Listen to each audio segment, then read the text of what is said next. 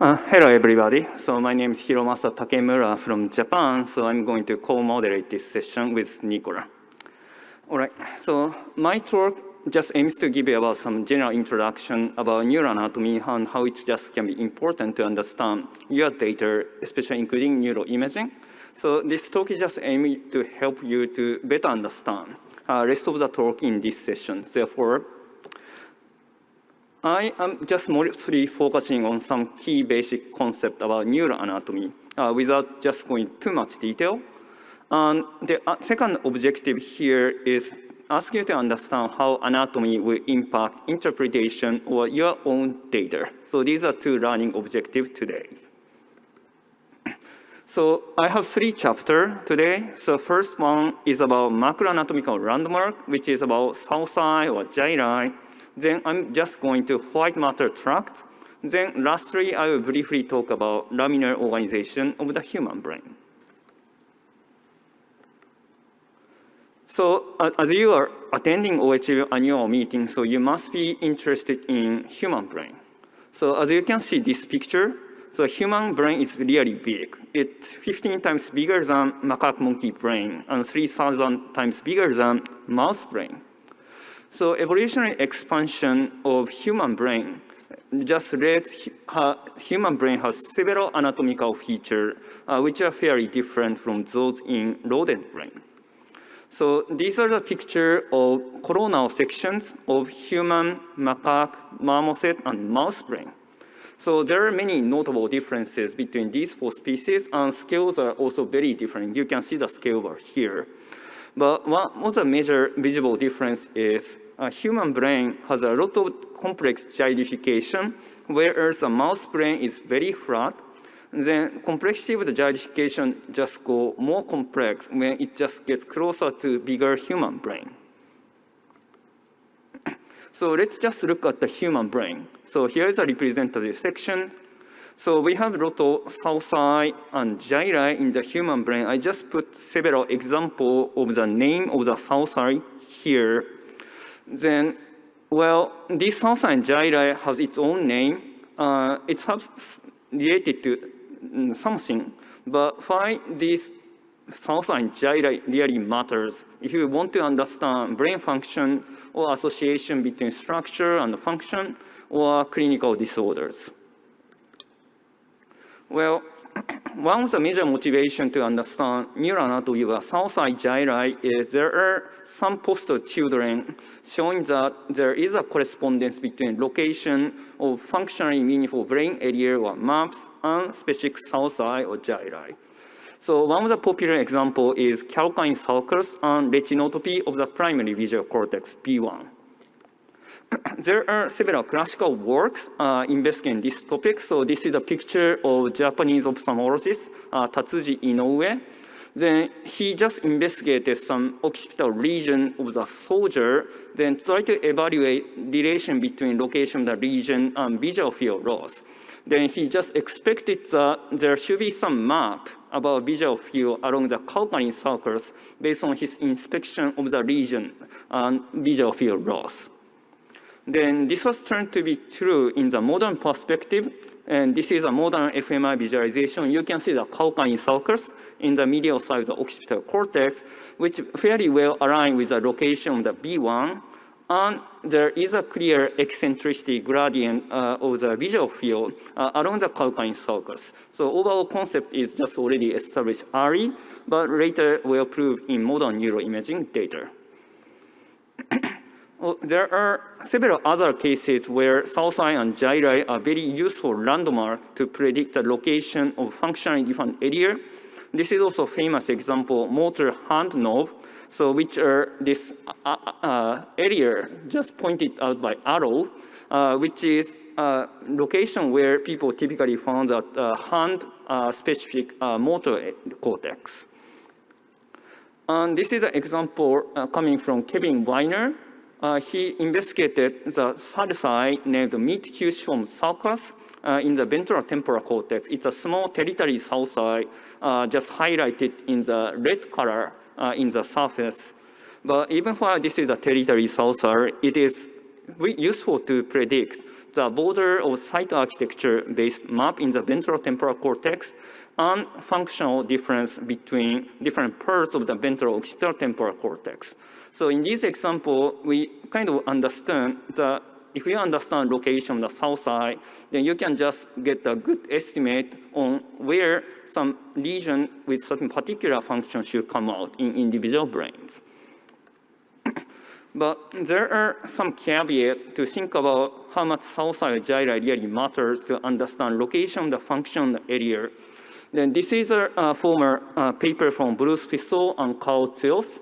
So they're aiming to predict the location of the Brodmann area just based on sulci and gyri pattern. Then vertical axis indicate how much they can predict well. So lower number means better performance. Then if you can see B1, it's a poster children. You can predict B1 very well just based on sulci and gyri. But if you are looking at area 44, 45, it doesn't go well. So that means even if there are some clear case, particular area coming out in the particular sulci, but it's not always applicable to every other areas. Then other interesting caveat about sulci gyri landmark is it's not very generalizable if we are going across different species. It's not always generalizable. So this is an example of area MT and B5, which is an area selected for visual motion stimuli. In macaque monkey, in the bottom figure, MT always appear within the sulci named superior temporal sulcus, STS. However, on the top, this is a marmoset brain. So the colored regions are MT, but STS is just here. It's not really within the STS. So then STS is not a really useful landmark if you want to know about MT in marmoset. So what's about human? So this is a picture from Serge Dumoulin and Alan Evans' paper. Then you can see the location of the STS. But red spot is where I think they discovered the location of the area MTB5 in humans, which is not even close to the STS in human. Rather, they reported 3 territory sulci located close to the MT can be probably useful to estimate the location of the MT. So this is interesting because if you are just going from human to different species, relation between sulcus landmark and functionally defined area actually differs. So there's some good news for neuroimagers. Well, sometimes sulcus landmark make your life easier. For example, you can predict the location of the brain area solely based on structure MRI data without just acquiring functional localizer. Then again, B1 is very useful example to explain. So here is an example of the free surfer atlas. So you can just run free surfer recon O. Then you can just get a Brodmann atlas or Heinz atlas to estimate location of the B1 in individual subject in surface. Then you don't have to always use a functional localizer. In the last talk in this session, Noah Benson is going to talk about more sophisticated approach to combine sulcus anatomy and fMRI data to predict organization of the retinotopy. However, sulci and gyri can be useful to your data analysis, but it's also kind of make an impact on the data interpretation. So here, green and red are fairly close in the volumetric space, but if you're looking at the surface inflated map on the right, the distance between green and red becomes 15 millimeter. So what it means? Well, if you're performing spatial smoothing on your data without considering the pattern of sulci and gyri, so that will mix up signal from area green, area red. But thinking of the location on the surface, it's probably possible that they have very different function. So in that case, I think the sulci and gyri is a very important consideration if we are thinking about analysis pipeline, depending on what is your research question. Sulci and gyri not only affect functional neuroimaging, it also affects various neuroimaging data. MEG is very clear example because in MEG, sensor just try to identify current flow, which is orthogonal to the current flow typically in the sulci. For this reason, MEG is usually sensitive to signal from sulci rather than gyri. So which is important things to keep in mind to interpret MEG data. I'm going to explain diffusion later, but it's known that diffusion MR-based tractography has some bias in the south side if we are going to estimate a tract endpoint on the cortical surface. So there are lots of effort going on to how to reduce this problem, but it's also important to keep in mind. And sometimes I think you get some little bias results based on south side gyri in tractography. So let's move on to the white matter tracts. So let's look at this picture. This is a postmortem human brain. Then on the surface, so you can see the gray matter, which includes lots of cell body of the neurons. But what's inside the cerebral cortex is the white matter. So white matter has a lot of myelinated axons, which carry information from distant brain region to region. So I'm just coming back to this figure for comparing different species in the coronal section. As I mentioned, sulci and gyri are very different across the four species. But here, I'm just trying to draw the location of the white matter. Well, maybe I'm not doing the best job, but as you can see, the relative promotion of the white matter is very different. Because if you are checking mouse, the blue is white matter, then it's known that white matter promotion is about 10% as compared with gray matter volume. However, if we are looking at human brain, the volume of white matter and gray matter are very close. That indicates if we are just looking at large human brain, which really require efficient communication system across the distant brain region, then existence of white matter and expansion of white matter is really important to think about how expanded our brain efficiently processes information, and it also provides us important perspective from the network viewpoint. So again, we are just looking at postmortem brain. Then white matter connection is not just random, connected everywhere randomly. So there are particular organization then we can see across subject to subject. So here, I highlighted the location of arcuate fasciculus by yellow. So in the left hemisphere, it's often known that it's a connection between Wernicke and Broca's region related to language processing. Then just like arcuate, we have many group of axons coming to the same location forming bundle. Then we call such a bundle as tracts or fascicle. So even for tracts and fascicle or very macroscopic organization, so we can still get useful information to understand association between brain structure and function. So why matters to understand brain function? Well, classic perspective is coming from region study or neuroanatomy in late 19th century, like Wernicke, Lippmann, Detigin work. They are just proposing the concept named disconnection syndrome. Namely, the loss of particular white matter tract is related to the loss of particular sensory, motor, language, cognitive function. So there is a more modern perspective. Well, the fifth speaker, Cassandra Sampaio-Baptista, will talk about white matter has plasticity and which is important concept about impact of the learning. So you can see later today. Modern methodology to measure white matter is diffusion MRI, so which is a measurement of diffusion of water molecule using MRI. So if you scan people in the MRI, you can get diffusion MRI data, so which is a measurement of diffusion water protons. So because waters are moving parallel direction in the white matter, but I think they are restricted, so they don't really move against orthogonal direction to the white matter axons. So you can get information about fiber orientation in each voxel. Then using tractography, which is a computational tool to track voxel to voxel, you can estimate the trajectory of white matter tract just from diffusion MRI data. A strong advantage of DMRI is it's applicable to living humans. Data is three-dimensional, machine readable, or data science ready. But limitation is it has a limited ability to resolve crossing fiber, as I will just talk next slide. So here's an example where tractography alone faces some problem. So left figure is a cartoon of the early visual pathway. We have two eyes. Then we have an X crossing named optic chiasm. Then 50% of the axons go straight, and then other half is just cross. But there is no axons directly connecting left and right eye. But right picture is an example of tractography from high-resolution optic chiasm diffusion data.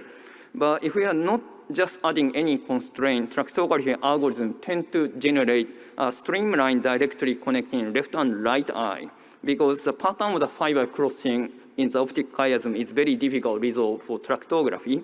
So therefore, in order to run tractography rightly, so you have to know about prior anatomical knowledge to make some constraint on the tractography to avoid to generate false positives.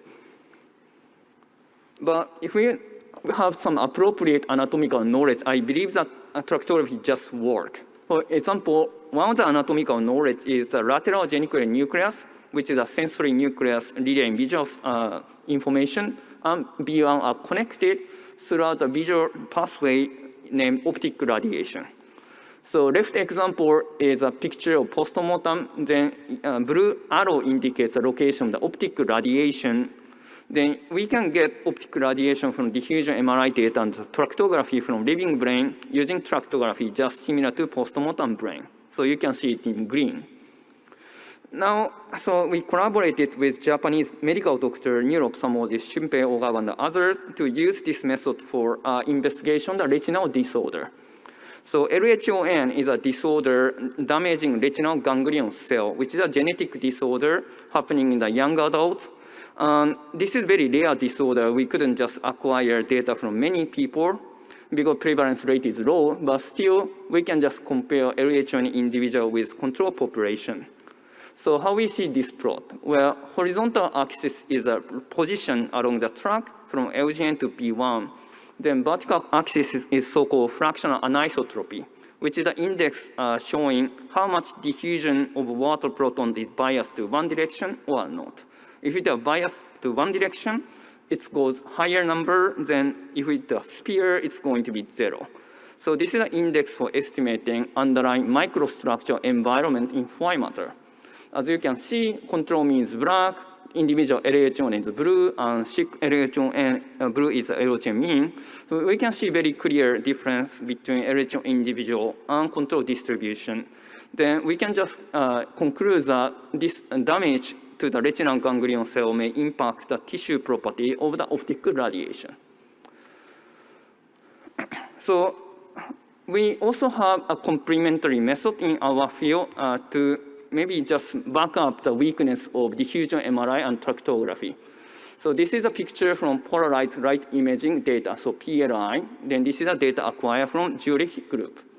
So I had a chance to work with Dr. Kautsios, Nicola over there, and Marcus Axel and others on the PLI. It's a measurement of birefringence of myelinated fiber using polarized microscopy.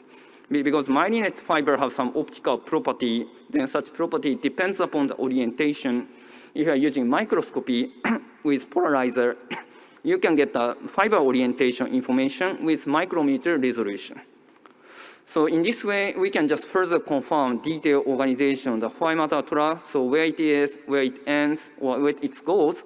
It's very suitable modality to understand anatomical information required to DMRI data analysis, because data format is about fiber orientation color map, which is well comparable to DMRI. So if you are curious about anatomical prior information to guide tractography, PLI provides important information.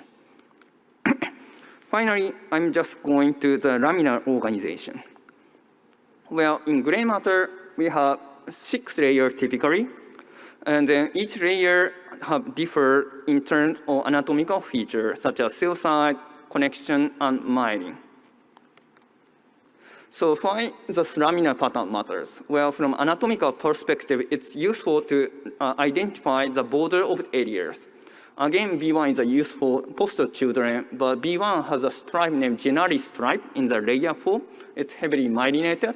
Then you can easily identify the border between B1 and B2 based on myelin staining. Or this is a paper from Nicola, but there are other techniques like site architecture, receptor measurement, which provides us other type of laminar information, which is useful to understand border between area and also molecular just environment for interneuronal communication using based on receptors. So what we can learn from the laminar pattern, so of course I can't go everything, but there are many observations in the field. This is a paper from Konrad Wagstür and others. So they analyze publicly available cytoarchitecture 3D data, which is a big brain data set. So based on this big brain data set, they identify all 6 layers in the whole brain by combining manual delineation and machine learning. Then they just found that compared with the early sensory area, the area cluster association cortex or frontal motor area has more thick particular layer, which can be probably related to pyramidal neurons, so which have some implication on how differently the neuroanatomy relates to the function of the brain areas. Or this is Carl and Nicholas' paper, so one can also do hierarchical clustering on the laminar receptor data to understand which area and which other areas are similar each other, and how such pattern can be different between superficial and relatively deep layers. But if we are just going to laminar analysis for neuroimaging, maybe there are lots of caveats. And the first, laminar organization is very different across brain area to some extent. So extreme example is the human M1 doesn't have layer 4, which is kind of extreme, but it's widely just accepted problem. This is a nice picture from Kendrick K, which is highlighting the need to understand good pipeline to understand laminar neuroimaging. So if we are just sampling cubic voxel data, then as you can see in the deepest part of the sulci, it's hard to sample superficial layer. But in the top of the gyri, it's much easier to measure superficial layer. So if you are just, as far as you are using some particular principle, I think there is always a bias on the laminar profile because of the sulci and gyri pattern. So in the last few slides, I will go to about subcortical layers. So this is so-called lateral geniculate nucleus. It's a ceramic nuclei relaying visual information from retina to the cortex. It's known to have a 6th layer. Then each layer can be categorized into either magnocellular, M, and parvocellular subdivision. So why it matters? Well, they have different types of cell bodies, size, and difference in the anatomy. But electrophysiology study reported that they have very different function in terms of stimulus selectivity. Like M can be identified high temporal frequency, P region could detect colored information. So based on this observation, people have discussed many hypotheses on clinical significance of LGN layer, such as M is related to dyslexia based on the observation of psychophysics. But the direct link between such hypothesis and the human subcortical layers are actually missing because there is no established in vivo measurement method on such subcortical layers. Then in the morning, we have a very nice session about quantitative MRI educational course by Ilona Lip and others. Then using this technique, like quantitative T1, Mueller, Axe, and others use 70 MRI quantitative T1 to identify tissue differences between magnocellular and parvocellular layer, which is very promising. Our group also did, Hiroki Oishi did mapping method using called MTB, which is other quantitative technique, 3D scanner. Then based on MTB value on the LGN, we can try to identify rough estimation on the difference between M and P layer, which is fairly consistent with histological data. So there is a hope that in the future, maybe we can just better understand structural functional relationship between subcortical subdivision and the brain function. To conclude, so today's take-home message is actually neuroanatomy always affects interpretation of the neuroimaging data, regardless of your study goal, either functional or structural. I would like to thank all my current lab members and collaborators, and especially Dr. Kaochios. He is always a wonderful mentor if we are just doing a neuroanatomy-related project. So thank you very much.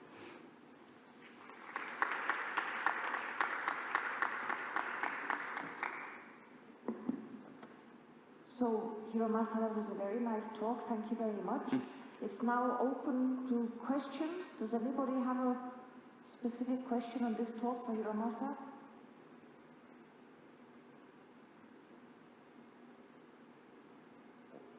So, while you're thinking of a question for this. I'd like to slip one in nicely. Hiromasa, you've done a lot of comparative work also, macaques and humans, white matter. And now your work on the lateral geniculate nucleus, it was just human, or have you already started looking at this in the macaque monkeys? So this relationship that you found for the human brain, is it? Yes, I think we had actually asked the collaborators who named David Leopold to provide ex vivo macaque MRI data to do very similar analysis. We get very similar observations. Okay, that's nice.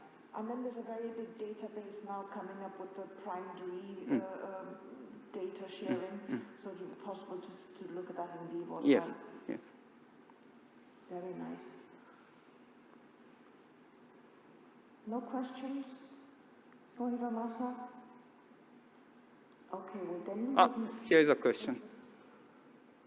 Could you move please to one of them? Sorry, the thing is yes, move to one of the microphones. Thank you. Yeah, I'm just curious for the hierarchical clustering of different laminar structures. How many components generally does comes out of those analyses? Is it relatively few, or? Yeah, I think that Nicola is the right person to answer that. Yes, so the cluster analysis that you saw were based on differences in receptor densities. So we measured the densities of, for that study, it was 16 different receptor types. And then computed Euclidean distances between these feature vectors, which were basically coding for the densities of the 16 different receptors in each area. And that's how that clustering analysis was obtained. And we did this separately for data that was extracted from the superficial layers, supragranular layers, or from granular layer 4, or from the infragranular layers. And we found that the receptor expression patterns in these different layers in each area, it differed in such a way that the areas clustered in different patterns depending on what areas you looked at. Sorry, what layers you looked at. All right, thanks. I guess this is kind of a maybe a vague question to answer, but do you see like a lot of variation around the brain, like many different structures and little similarities between different areas, or does it come out to like relatively few components? So there's one study we did, and we found the first principal component, if you do a principal component analysis, that the first principal component explained up to something like 86% of the variability of the data. And it basically indicated an axis that was moving from sensory areas up to association areas, with the visual cortex being the extreme sensory area. And actually, interestingly, we had the motor cortex, which is called a primary area, the primary motor cortex, but it's actually, from the functional point of view, it's a highly associative brain area because it integrates, all the different parts of your brain have spoken to each other to integrate the visual, the auditory, the somatosensory information and your memories, and you've decided on a line of action, and then your primary motor cortex says, okay, do it. So this was interesting, this trend from sensory to motor cortex. And as I said, the first principal component explained over 80% of the variability. All right, thanks. That's really interesting. Thank you. So any questions specific to Hiromasa's talk? Yes, there's one there in the background.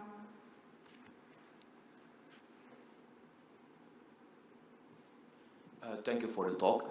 So I was wondering about the inter-individual differences in neuroanatomy. whether they are significant and what can we do about them? Well, in the case of, I think it depends on the topic, but if we are just checking some major sulci, like calcareous sulcus, central sulcus, it's just always there. Maybe there's some difference in sulcus depths or a couple of other features, but they are kind of well preserved. But territory sulci is probably complicated because, for example, some prefrontal territory sulci, some people are clear, some people are not clear. Then I think the group of Berkeley, so Kevin Weiner is just investigating association with such feature and individual difference in cognition. Then talking of white matter, then as far as I saw it, I think many people have kind of identical tract. Everybody has accurate fasciculus, but you are checking property inside the white matter tract, FA or some other measurement, there are some considerable individual variability. Then there are some series of studies investigating some such individual difference related to the language processing or reading. Yes. Thank you. Thank you. Yep, another question.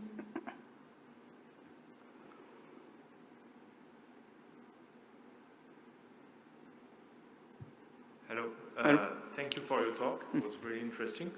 On the parts of your presentation on the white matter, you seem to insist a lot on the crossing fiber problem that usual techniques usually encounter on diffusion MRI. Have you tried the newest technique that use, for example, orientation ODF, orientation displacement factors, to correct your data, or Yes, well, according to my experience, I think complex model have a better resolution to resolve some crossing fiber as far as the data have sufficient angular direction. But it really depends, because if you have very short scan time, then you can just only acquire 30 direction. Maybe tensor is the only way to go.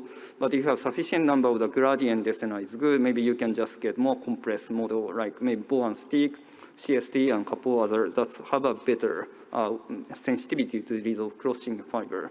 But maybe still I think it's not perfect, because even while the model is complicated, maybe it doesn't resolve what the data actually have, because you have just limited sampling of the angular direction. Then you couldn't still resolve crossing with very small angle. So I think it's not going to be perfect, but it's better to use a complex model if you have a sufficient amount of data. Okay, thank you. Thank you. Yeah, another question. This is really nice. Thank you for all your Thank you. questions, because, you know, we've got one speaker down and we really want to, I mean, it's not just because we're missing a speaker. We had, that sounds terrible. We had also planned this talk, you know, to give you people enough time to ask any questions you want to ask, so please. Thanks again for your talk. That was really interesting. I just wanted to clarify one bit about in diffusion imaging. You mentioned something about the signal is picked up in the sulci, and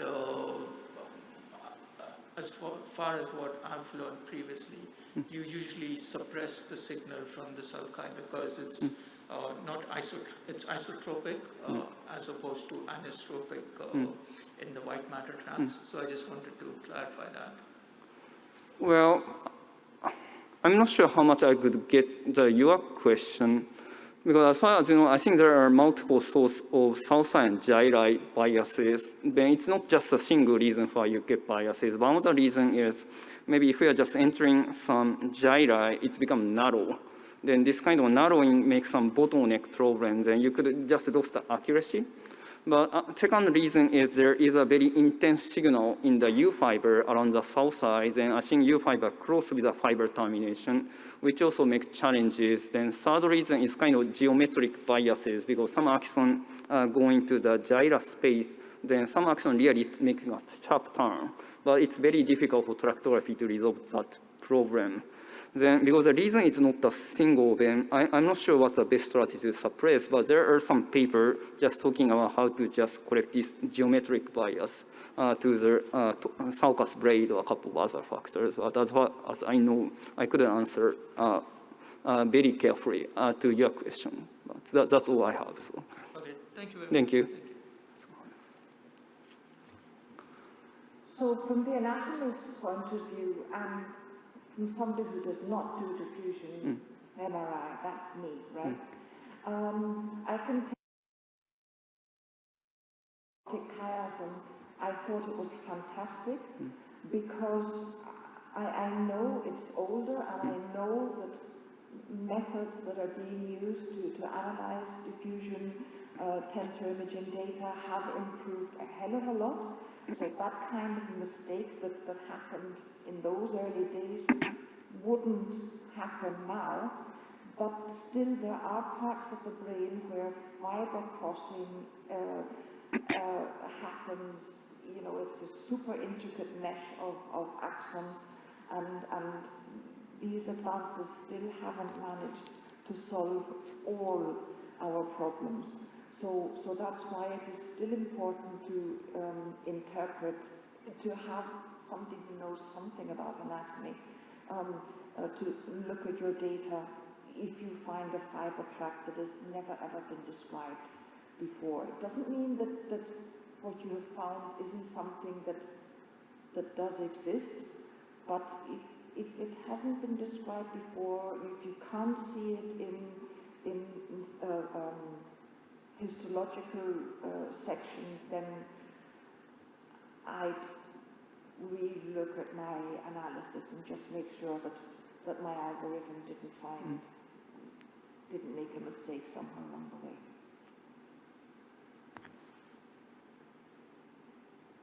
Okay, any other questions? Yeah, one more here. Hi. I was just curious about how the sort of principles you've been talking about relate in other parts of the brain. And I was wondering, trying to remember from my neuroanatomy classes, which were a while ago, I believe the cerebellum is also has gyri and sulci. Do you see the same issues with different imaging modalities? Well, I think the cerebellum is even difficult because I think gyrification pattern is very complicated, and also white matter is very tiny. So if we are using standard resolution in cerebellum, white matter and gray matter signal can be easily mixed up. So that's why I think measurement of the sulcal folding or white matter in the cerebellum is fairly different. So I think there is a kind of necessary to improve the resolution of the neuroimaging to some degree to carefully tackle that problem, because current data may be too much blurry to study cerebellum. Okay. Thank you. Thank you very much. Right, but then we move on to the next talk, which is a pre-recorded talk by Selina Miet, who